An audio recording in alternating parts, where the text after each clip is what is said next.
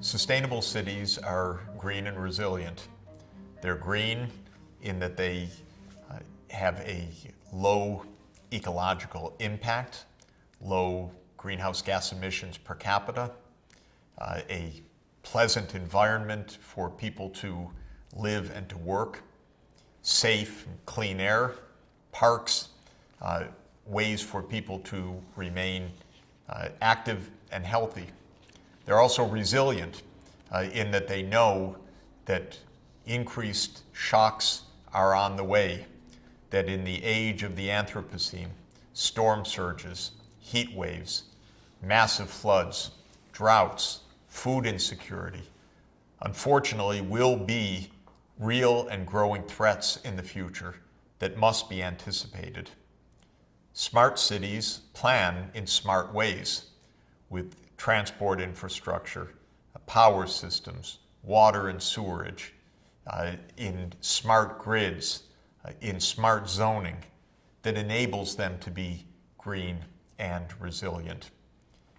And I'd like to just speak for a few minutes about one example of such planning in my own city, in New York City, because I think that New York has been doing a good job of planning for sustainable development, thinking ahead, understanding the risks and the challenges.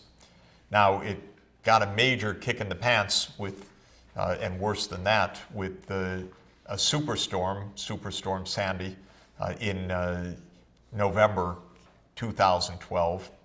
The massive flooding that ensued, the power blackouts, loss of life and property were shocking. The estimates are of perhaps $50 billion or $60 billion lost as a result of that superstorm. At the same time, in looking at what might be done to reduce the risks of flooding, it's clear that the costs are also going to be high. So choosing properly new infrastructure, zoning, location policies, preparedness is also absolutely crucial and core to a city that looks ahead. The price tags look to be even tens of billions of dollars of preparation against future floods. So what can we learn from New York City's planning, and what does it imply for how other cities around the world can take up the challenge of sustainable development? As you see here, a timeline of cities that are adopting sustainability plans. New York was not the first in the United States. Pride of being first goes to our two cities in the northwest of the United States, two very green cities, Portland and Seattle, with a wonderful and rightly deserved reputation for great environmental sensitivity. Back in 1994, already they looked to sustainability, how they could reduce greenhouse gas emissions, and how they could be resilient to climate change. Other cities began this kind of serious planning, and New York City was relatively early in adopting what is called Plan YC in 2007. Many, many cities around the world are now doing this kind of planning. Copenhagen with a major program in 2009, Rotterdam in 2010, and cities around the world now adopting sustainable development plans. As the UN itself adopts sustainable development goals, this, I hope and anticipate, will be a major spur to hundreds more cities around the world, thousands more cities it should be, taking on this challenge of looking ahead to how best to be green and resilient. What does Plan YC call for? It has 10 goals that are important to note. First is housing and neighborhoods, anticipating changes of population. New York anticipates a continuing rise of population, perhaps another 1 million people within the next couple of decades, and making sure that housing is affordable and sustainable is part of any forward-looking plan. Parks and public space is vital for quality of life and for public health. Cleaning up polluted areas, so-called brownfields, is a third goal. Waste fills, dumping sites that are dangerous for local communities, for the water supply, and that deprive New York of valuable land that could best be used for other purposes. Improving the quality of waterways for transport, for recreation, for water safety, for coastal ecosystems is a fourth goal. Ensuring the safety and adequacy of New York City's water supply is obviously an absolutely central objective for sustainability. Sixth is transportation, a robust, resilient, efficient, low-cost, ecologically sound public transportation system for use for the community and for the enormous business sector of the New York City region. Energy efficiency, energy reliability, avoiding the kinds of massive blackouts and shutdowns that occurred during Superstorm Sandy, being much more energy efficient as part of the overall greenhouse gas mitigation strategy. Improved air quality to keep particulate pollution low, to keep air quality as high as possible. Solid waste management to get away from the traditional landfill model with all its high costs and loss opportunities, and to look for new strategies, for instance, waste to energy and much more recycling. And finally, mitigation of climate change. New York already has a per capita CO2 emission that is less than a third of the national average.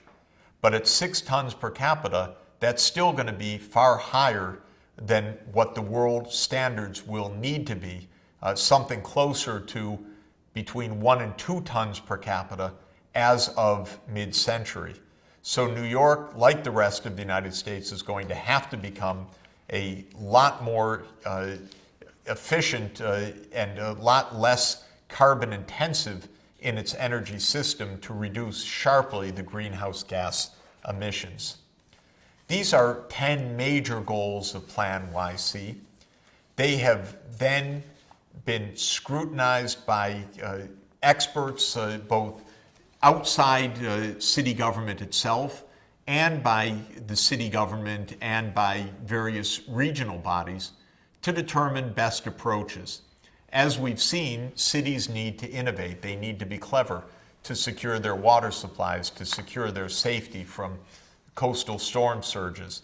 They need to be specific. There is nothing that can be taken straight off the shelf when it comes to a city because of the unique conditions, geographic conditions, risk conditions, cultural conditions, economic conditions that have to help shape a sustainable development plan. Let's look at a few of the kinds of innovations that New York City is adapting. First are smart roofs and local adaptations in the thousands and thousands of buildings across the city to reduce the urban heat island, to help keep New York cooler in the summers, to be more efficient in the management of water, to stop overflows of sewerage and storm surges. And one way to do that is smart roofs, including green roofs. This is a picture of farming taking place on one of New York's rooftops, which allows for better water management, less water runoff and sewerage problems, and of course a commercial farming activity that successfully is developed from this. This is a picture of another step of New York City transport, Public transportation dominates the New York scene. Personal automobile ownership per household is among the lowest in the United States for an urban area. One important way that New Yorkers and the large numbers of tourists get around, of course, is through the taxi fleet. And New York is moving now towards electrification of the taxi fleet. This is an experimental vehicle, starting with a few electric vehicles to adapt and fine-tune an electric fleet for the city. On top of New York's buildings, also when it isn't growing food, it can be solar power. There is a huge expansion of using solar arrays in open spaces in New York. As the grid becomes smarter, these solar arrays will not only feed the local structures on which they're located, but can become part of a smart grid, feeding power to the overall grid. A lot of buildings are converting from dirtier energy sources to cleaner energy sources. This is one of the keys to avoid that kind of massive smog that hit Beijing in January 2013 and used to hit cities like New York and London. New York and London moved away from coal burning within the city many years ago, cleaned up smokestacks with smokestack scrubbers, try that one on for size, and reduced particulates. Now there is a strong move on to reduce particulates further by moving away from heating oil, for example, used in furnaces and boilers in many parts of the city, moving towards electrification of heating or to cleaner energy sources such as natural gas. The line that's shown here is showing the number of buildings that have already converted from heavy fuel use, and there's already been a significant decline of particulate emissions in New York City as a result of this conscious policy. As part of Plan YC, New York has adopted a goal of reducing New York's carbon dioxide emissions by 30% by the year 2030. This is quite notable for a lot of reasons. One is that the federal government has no such policy. What's happening in the United States is that while the federal government is gridlocked, many cities and states are taking actions on their own because they know that that gridlock has to be broken sooner or later, and that all over the world we're going to need to decarbonize energy systems. And it makes no sense, even if it's not required right now, simply to put one's head in the sand and say, I'm not going to worry about carbon emissions until it is required, because no city wants to wake up with a high carbon intensity energy system that then requires very high cost retrofitting. So New York is rightly thinking ahead, even if the US federal government is not yet thinking ahead. And from the business as usual scenario, to reduce by roughly 30% will require action in several areas. First is efficient buildings. Buildings that use their energy far more effectively, that depend on natural heating and cooling, by internal ventilation systems that are greener and less energy intensive than in the past, by cogeneration systems and recycling systems within buildings, by better insulation and materials that are chosen to allow for a much lower use of power for heating and cooling.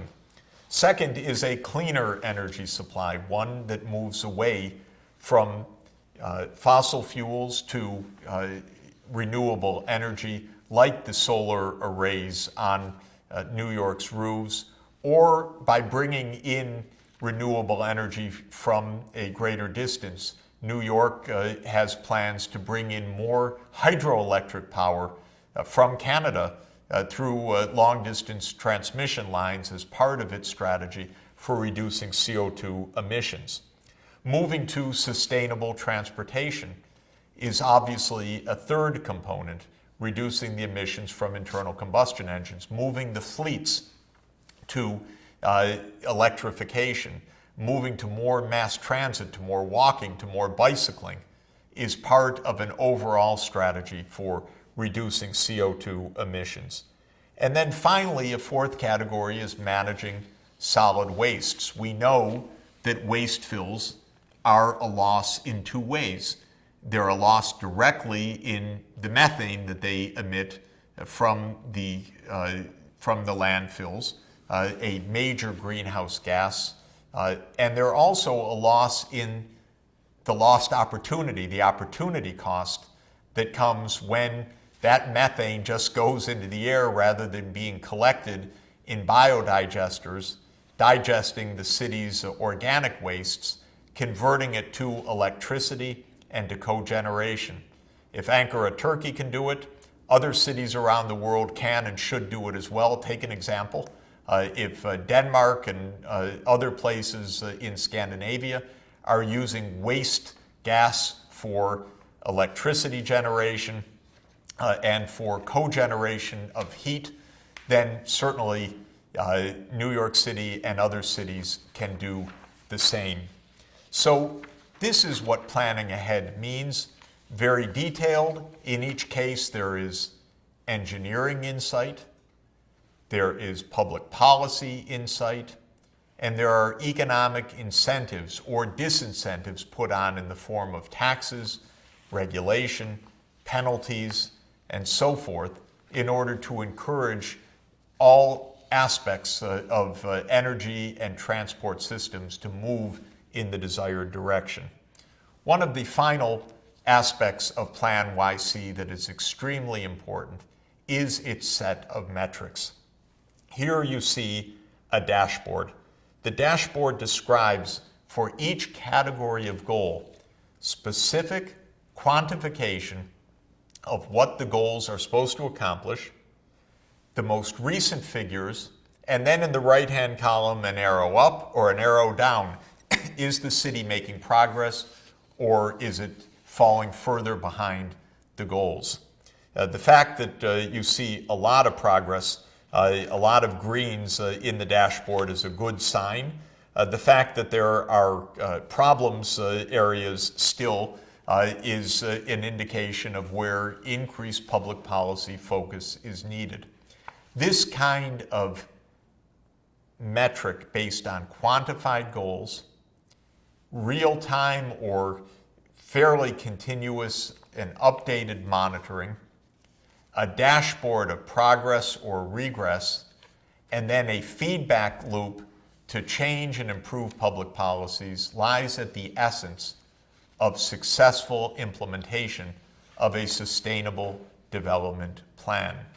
It is at the core of what all countries will need to do when sustainable development goals are the world's shared objectives for the post-2015 development agenda, and when all governments will need to construct dashboards like this on water supplies, on transport, on CO2 emissions, on energy, on the other dimensions of sustainable development, to track progress, to monitor, to hold governments and ourselves accountable, and to help create the feedbacks of information so that we can accelerate progress and succeed in shifting the world economy and our cities onto a path of sustainable development.